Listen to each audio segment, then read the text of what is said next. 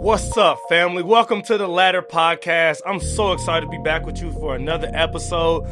I'm Justin Strickland. If this is your first time, welcome. I'm glad to have you. This is a podcast all about leadership. We talk about how leaders grow, how they change, how they effectively move the needle to make this world a better place.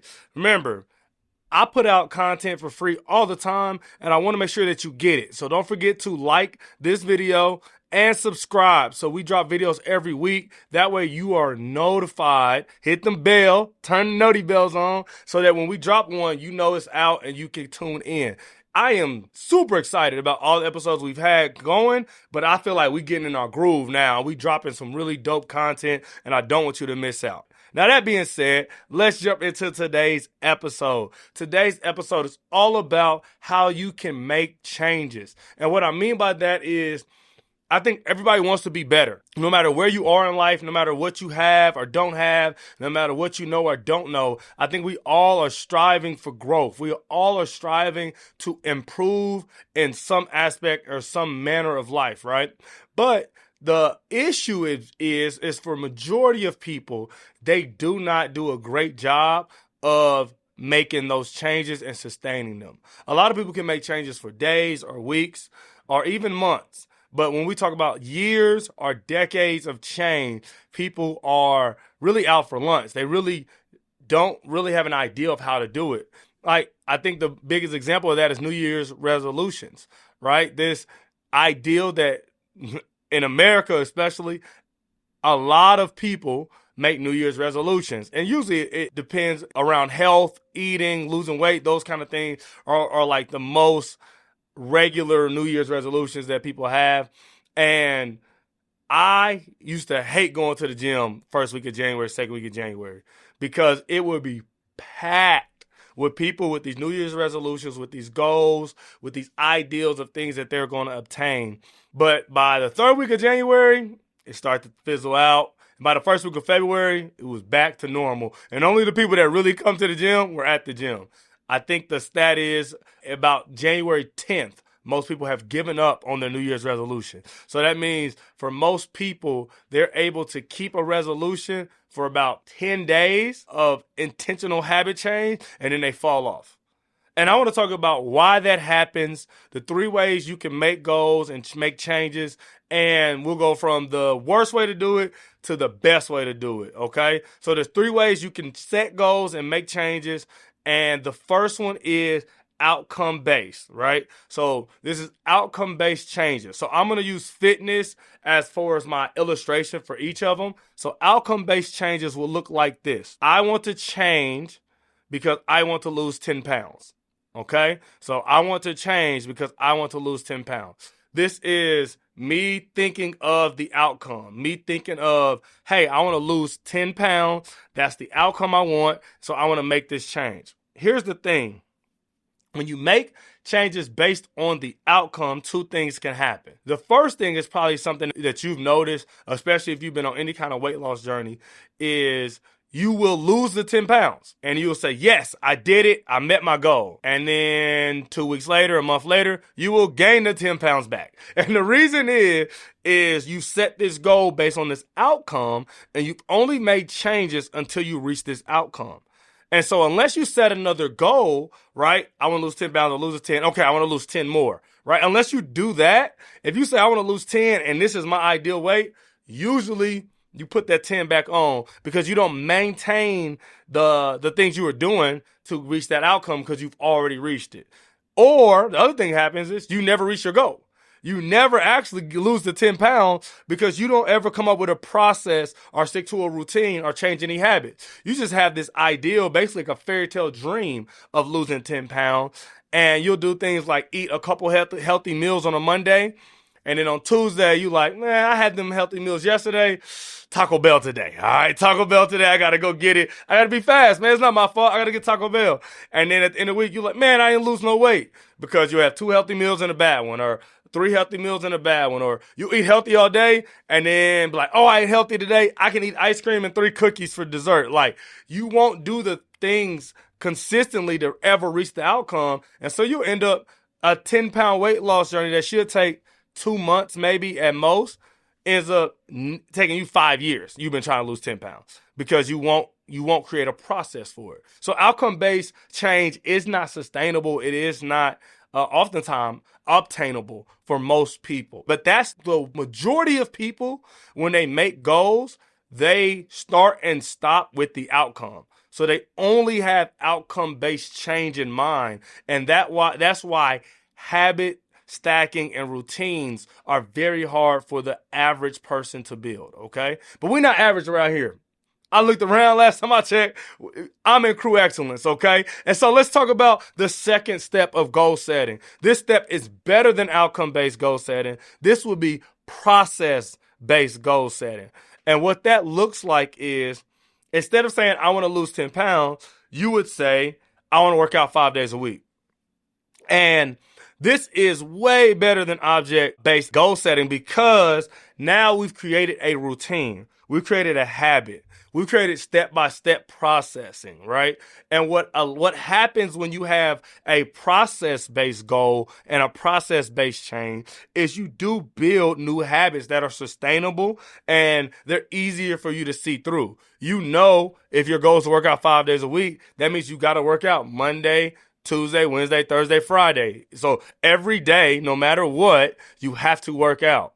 That's a process that you'll look up in 3 months, 5 months, a year, and you'll look at some old pictures and you'll be like, whoa, I've not only lost that 10 pounds, man, I lost 15 pounds. I went down 4 pant sizes and I look 5 years younger, right? And you'll have these outcomes that happen because of your process, but because you were committed to the process and not only an outcome, you will exceed even your own expectations and dreams, right? You exceed even your ideal because you've seen what can happen when you do stuff routinely. And so process, like I said, is way better than outcome-based. And I love process-based change because that's how you build habits and that's how you can stack habits. So, for example, we're talking about, I just like fitness and health because I think it's one of the best ways to talk about behavior change, okay? I want to lose 10 pounds. Can't lose it. You don't have no process. Okay, I'm going to come up with a process. I want to work out 3 to 5 days a week. Boom. I do that for 3 to 6 months. That is now a habit. And what we do when we call habit stacking is now I've been working out every 3 to 5 days a week for 3 to 6 months, right? I hit the 6-month mark. I'm going to change the way I eat. So I'm going to keep doing my 3 to 5 days a week for exercise because that's a habit. That's routine now. I do that without thinking. And now I'm going to say, all right, I'm not going to have any fried food during the week. Only on the weekends, I'll have a cheat meal here or there. So now what happens, me and my wife talk about this all the time. So now what happens is I got this habit of working out and now I've added this habit of eating healthy, right? And so now in a year, I have 2 habits that are sustainable, that are beneficial, that exceed even my outcome-based goal that I had originally. And what happens is if I do these 2 habits long enough, say after a year and a half, I've been working out 3 to 5 times a week. I've been eating healthy. I can have a bad week or two and I won't go back all of a sudden to gain those 10 pounds and look at how I looked when I didn't want to look that way. Right? And so I talk about this all the time with some of my people when I was doing personal training. Once you get in routine and once your body kicks into gear and your metabolic rate rises and you're able to shed weight easier because you're burning fat and you're burning through sugar quicker and easier, you cannot be as strict and still maintain a lot of the results. So you can go to, I have fried food. I only eat it once a week when I was getting my habit. Now I can have it 2 or 3 times a week and I won't gain I won't gain weight because I've set this foundation in place that my process can can see me through day-to-day choices that aren't necessarily perfect. Okay? Because we're not perfect. And it can be boring to be perfect. And so, but when you stack habits, you create leeway, you create grace for yourself. And that's what process does that outcome doesn't. Right? And I'll be honest, you can become excellent with process-based habit stacking and process-based change. But there is another level. Okay? There is another level. The a level above process-based change is identity. And what I mean by that is you make an identity shift. And what happens when you make an identity shift is the process becomes not what you do, but it becomes who you are. And that is when we have habits and behavior change that can change not only our life, but the lives of everyone around us. So hear me out. Let's walk this through. Outcome-based goal would be I want to lose 10 pounds. The process-based goal is I want to work out 3 to 5 times a week. The identity-based goal is I'm an athlete. Okay? So I'm going to run that back. Outcome-based, I want to lose 10 pounds. Process-based, I want to work out 3 to 5 times a week. Identity-based, I'm an athlete. And what happens when you say I'm an athlete is there's certain things that athletes don't do. There's certain places that athletes don't eat. There's certain workouts that athletes don't skip. There's certain ways that athletes carry themselves. And what happens is now you have a lifestyle based on an identity that is foundational for everything you do. Like for me, I remember in high school, I had some friends that used to smoke. And I remember I didn't smoke because in my head I said I'm an athlete. And it wasn't even that I looked down on my homies for smoking. It was just that like I can't smoke. I'm an athlete because athletes don't smoke. And that was just like foundational. I didn't have to think twice about it. I literally had the decision was made for me, right? And it happens today. Even like right now, as I'm working to get back into shape. That's like my goal for the summer. This is probably the first time in my life I've been, I would say, completely out of shape. Since I was 4 years old. And so I'm like, nope, I'm gonna get back in shape. But the reason I'm getting back in shape is because I'm an athlete. I am not an average person. I am not an average human being. I'm part of Crew Excellence and I'm an athlete. And so because of that, I can get out and go run 3 miles. I can get out and go run 2 miles. I can lift. I can go play basketball. And I can do it and not die, right? Like I can do this and it can be part of my week. Like this week, I ran 3 miles one day, 7 miles one day, 2 miles a day. Today I've done 4 miles. Like those are normal things for athletes. So I'm not doing anything outside of my identity. And the process of that is I'm working out multiple times a day sometimes. I'm working out almost every day a week. And then the outcome is in 1 to 3 months, I'm going to be kind of where I want to be. And in 6 months, I'm going to be further than I was even before I started thinking about making this change and the shift. That identity-based change is why you see people who are able to sustain habits long past the time they need it. And what I mean by that is being an athlete is a perfect example, especially like professional athletes. You can tell the difference between professional athletes that are process-based and identity-based when they retire. And what I mean by that is the athletes that are identity-based, when they retire, they keep lifting. They keep working out because they're an athlete. Like Shannon Sharp is an example. There's no reason for that 50-plus-year-old man to still be that strong. But the reason he is because in his mind, he's an athlete, right? And because he's an athlete, he got to lift every morning. He has to eat a certain way. He has to take care of his body because that's what athletes do, even though he's no longer playing professional sport. Now, you juxtapose that with somebody, say, Paul Pierce, right? He done got fat, right? You know what I mean? Like, and he's not ginormous, but he's probably 30 pounds heavier than he was when he was playing, right?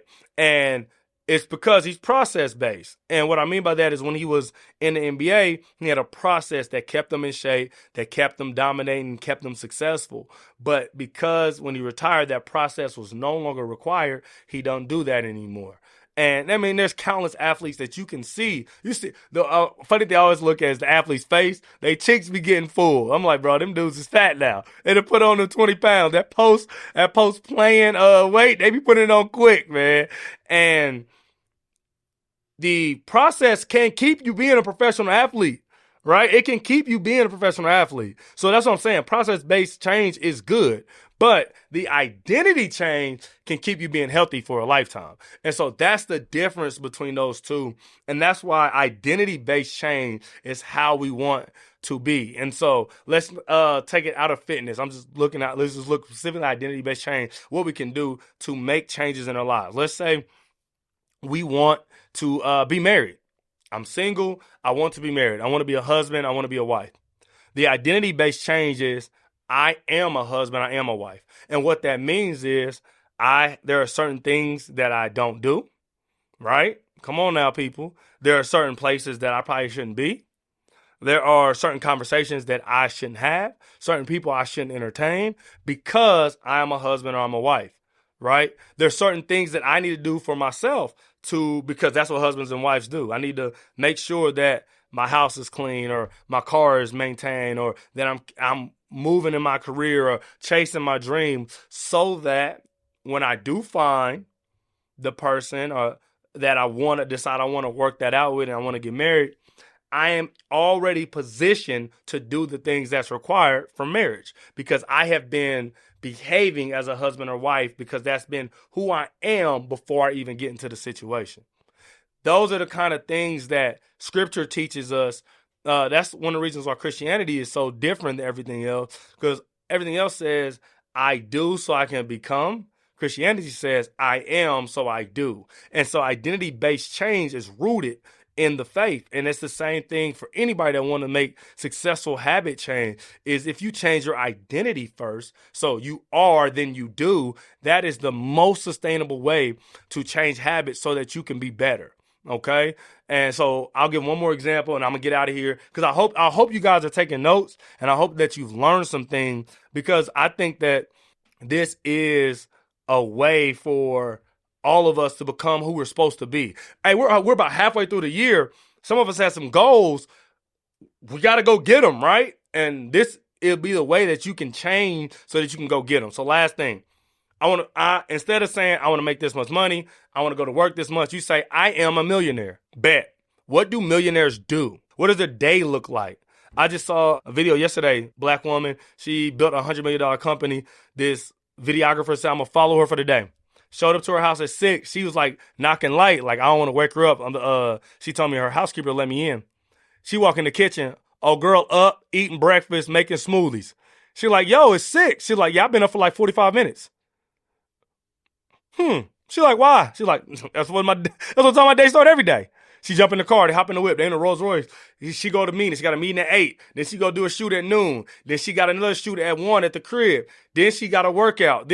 And girl like, yo, it's 3 o'clock. I'm exhausted. Shorty hit business like she hit him. She's like, yo, this a light day. You know what I'm saying? Like, this something light. You got to come on my busy day and see what. If you're a millionaire, then you need to start acting like one. Stop sleeping in. Stop taking naps in the middle of the day. Right? You need to make sure every moment is valuable. Every time, every minute, every second is scheduled out because that's what millionaires do. And so that's a last example of identity-based change that can really change your life. And that's what I'm here for. This content, all of this is about me coming to you and giving you tools so that you can be your best self because that's all I want to see. Okay? So this is what we're going to do today. If you made it to the end, I love you and I appreciate you, okay? Drop a comment. Tell me what's one thing in this last half of the year that you're going to do, that you're going to change so that we can come back. We're going to come back to this in December and I'm going to see if you made it happen, okay? Drop a comment. Hey, this is written in stone and blood, all right? Drop a comment. Tell me what you want to change. For me, it is going, I'm a stick with, I'm an athlete. So that's going to be my change. In 6 months, I'm going to be back dunking and all that. So I'm going to have Nate splice in some windmill highlights. All right. So y'all can see I ain't lying. And then we're going to rock out. So I appreciate you for rocking with your boy. Hey man, it's been an honor and privilege. You could be anywhere else, spending your time anywhere else, but you are here with me and I do not take that for granted. Make sure you share and subscribe and like. We got some dope stuff coming in the future and I do not want you to miss it. All right. It's your boy, Justin Strickland, the host of the Ladder Podcast. I absolutely love y'all, Crew Excellent, and I'm the favorite member and I'm out of here. Peace.